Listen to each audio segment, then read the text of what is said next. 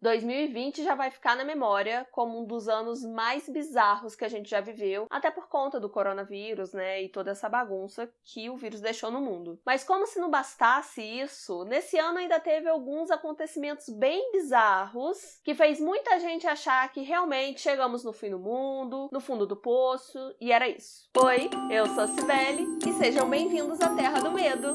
Aproveita que você tá aqui, já se inscreve no canal caso você não seja inscrito e deixa um like porque, gente, ajuda muito a gente a crescer lindo e forte. Vamos então para essa lista porque ela não tá fácil não. No dia 11 de abril, um vulcão muito do temido, que fica na Indonésia, chamado Anak Krakatoa, ele entrou em erupção, levantando uma fumaça assim de 500 metros de altura, e teve aquela erupção de cinzas e lavas que deixou a população inteira com um brioco na mão. Dessa vez ele não causou tanto estrago quanto em 2018, mas aí a gente já fica com medo, né? Porque em 2018 o estrago foi muito maior. Ele causou um tsunami que matou quase 300 pessoas e deixou aproximadamente 1000 pessoas feridas. Um cachorrinho muito bravo. Deve ser um pincher. Anak Krakatoa é um nome indonésio que significa filho de Krakatoa. Por quê? Eu não sei se vocês já ouviram falar no Krakatoa. Ele é um vulcão muito poderoso. E o Anak Krakatoa surgiu como se fosse um filho mesmo da Krakatoa. E o tamanho dele só vem aumentando desde 1929. Hoje ele tem cerca de 2 quilômetros de diâmetro. O filho do Krakatoa. Eu não sei se vocês já ouviram falar no Krakatoa, que é o progenitor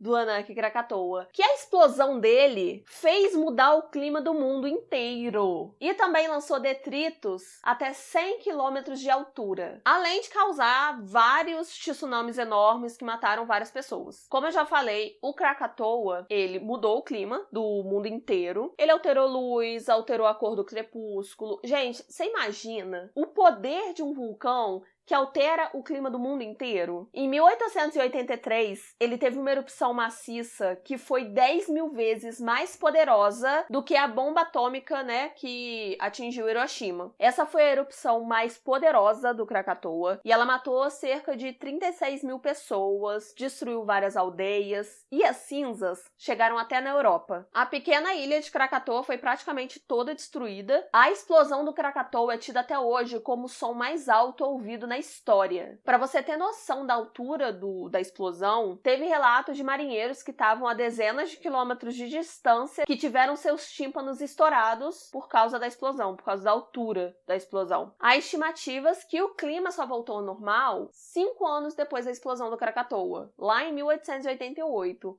Então a gente fica na torcida pro filhinho dele, o Anak Krakatoa, não causar toda essa destruição. Por falar em barulho, inclusive, ainda em abril, algumas pessoas começaram a relatar que estavam ouvindo barulhos esquisitos vindos do céu. Os barulhos eram meio que como ruídos, zumbidos, era como se tivesse avião voando ou barulho de obras, só que não tinha nada por ali. Eles olhavam e não tinha absolutamente nada. E teve gente também que falou que estavam ouvindo barulhos parecidos com trombetas tocando vindos do céu. Eu chamo de fim do mundo. E vocês? E isso não foi só no Brasil, ok? Teve relatos desses barulhos na Eslováquia, nos Estados Unidos e na Argentina. E esses sons chegavam a irritar, né? A mexer até com os animaizinhos domésticos. Não tem uma comprovação científica que fale 100% olha isso. Então, teóricos de plantão já começaram a atacar, falando que é invasão alienígena. Vou falar que não acredito? Claro que eu não vou falar, não tô aqui pra isso. Mas os cientistas, eles preferem acreditar em outras respostas, né? Como, por exemplo, pressão atmosférica ou tempestade solar. O som basicamente ocorreria quando gases acabassem trocando de pressão atmosférica. Como, por exemplo, uma bexiga. Quando o ar sai dela, principalmente quando você faz assim, ó, sai aquele barulhinho gostoso, ou de uma panela de pressão, e por aí vai. Desculpa, eu só consigo lembrar de peido. Mas sempre temos a possibilidade da fake news, né? Tem gente que acredita que isso tudo são vídeos falsos. Tem alguns vídeos que foram gravados, tipo, de alto de prédio, então poderia ser só barulho de vento. Então, fica o nosso critério. Eu não vou falar que com certeza não é ET, porque vai que é. Até porque, em maio, o Pentágono oficializou alguns vídeos que mostravam ali pilotos da Marinha estadunidense encontrando OVNIs, basicamente. Oh my gosh. They're all going against the wind. The wind's 120 knots from the west.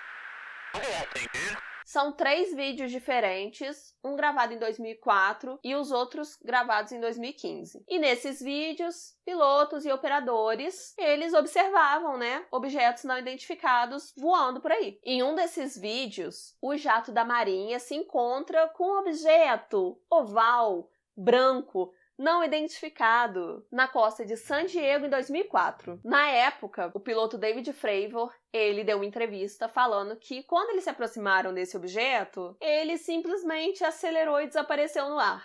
O objeto, no caso, gente, não o David, tá? Um fato curioso é que o ex-vocalista da banda Blink-182 estava ligado com esses vídeos vazados. Gente, vocês não sabem a dificuldade que foi pra eu falar Blink-182, porque quando eu era adolescente eu ouvia essa banda, mas eu sempre falei Blink-182. Aí vinham falar comigo, Sibeli, você conhece aquela banda? O Blink-182? Eu falava assim, que isso, gente? Aí me mostrava que era o Blink-182.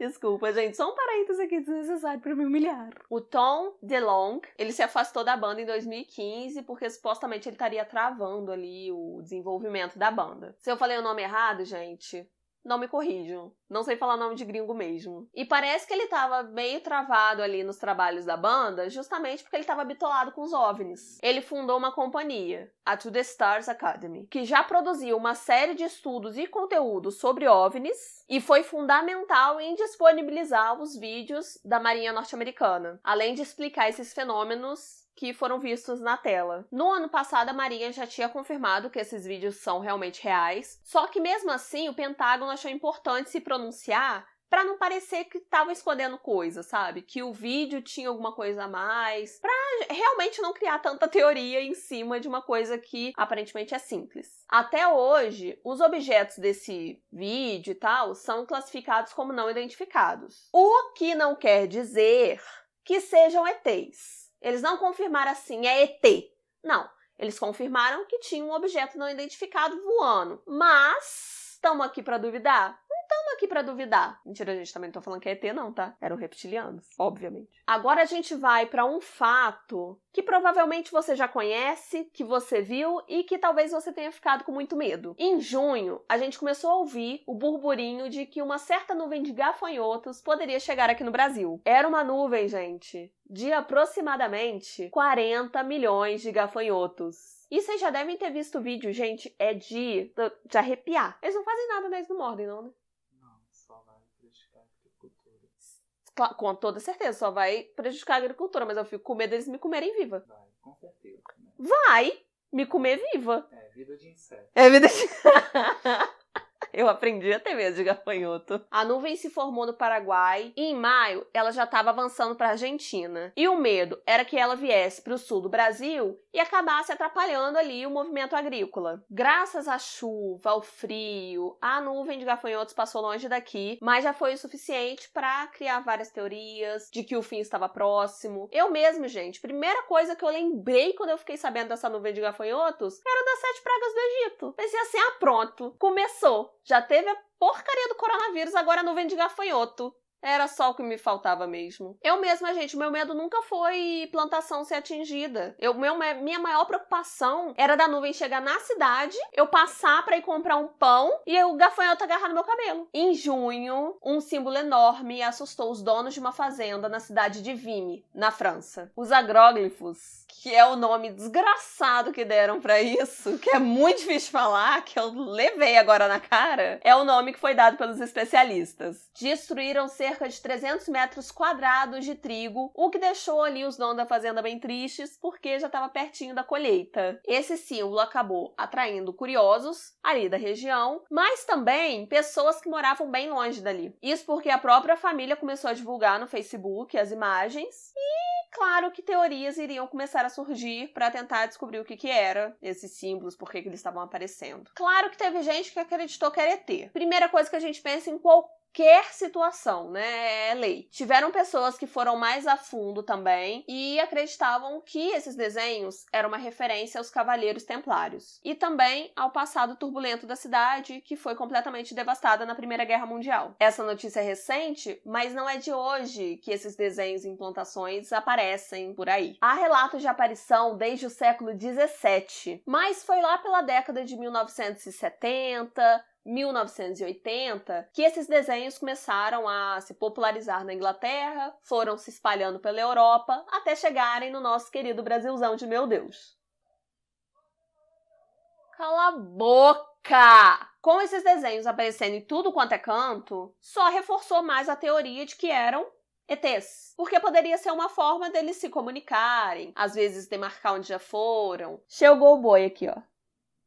Da alegria da nação. Contexto, eu chamo minha cachorra de boi porque ela é bruta. Porém, em 1991, dois ingleses, o Doug Bower e o Dave Chorley, revelaram que eles foram responsáveis por mais de 200 desenhos em plantações entre 1978 e 1991. E eles faziam isso com ferramentas como barras de ferros, madeiras, cordas, e eu chamo isso de empenho. Informação quentinha aqui que o Vitor me falou que eu não sabia, é que eles fizeram uma vez na frente de pessoas pra comprovar que foram eles mesmos. Por quê, gente? Como acreditar, né? Então, gente, ficamos na dúvida se o de 2020, que apareceu na França, era ET, ou se era mais alguma dupla de desocupados, né, querendo fazer alguma coisa pra chamar atenção. Que eu claramente faria também, gente. Se eu tivesse tempo e tivesse perto de uma plantação, eu seria essa desocupada. Já que o assunto é ET, a maioria desses casos desse vídeo é tudo ET. Tudo a gente pode explicar com ET, eu acho maravilhoso. Esse ano também foram vistas luzes misteriosas pelo céu. Em setembro começou a pipocar relatos de pessoas, né, que estavam vendo essas luzes e essas luzes acabavam formando enormes fileiras.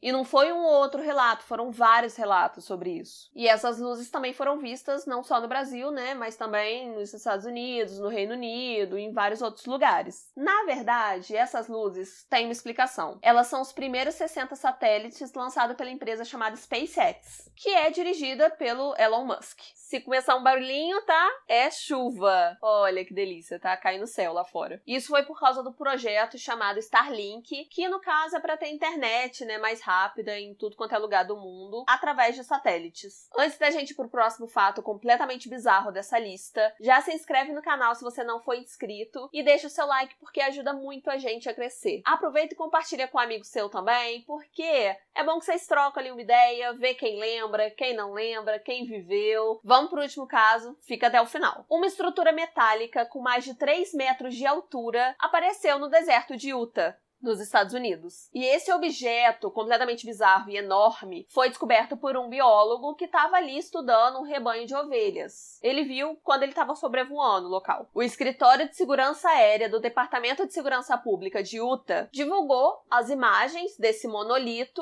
e falou que as autoridades ali estavam investigando para ver qual a origem desse objeto muito louco e bizarro. A Polícia Rodoviária de Utah divulgou no Instagram a imagem desse monolito com a seguinte legenda: mentes curiosas querem saber o que é isso. Alguém? Logo, essas imagens foram, né, espalhadas pela internet, todo mundo começou a comentar, e esse monolito foi ligado ao filme 2001, Odisseia no Espaço, de 1968, que foi dirigido pelo Kubrick. Isso porque no filme aparecem grandes monolitos pretos que foram colocados por alienígenas. Aí, ok, no filme, esses monolitos foram colocados por alienígenas. Mas e na vida real? E não parou por aí, tá? Foram vistos monolitos parecidos na Romênia e na Califórnia. Um grupo de artistas chamado The Most Famous Artist do Novo México, Estados Unidos, postou nas redes sociais a imagem de um monolito e assumiram que foram eles que colocaram o de Utah e o da Califórnia. Danadinhos, hein? Não sei o que foi isso, tá, Vitor? Não sei o que foi isso.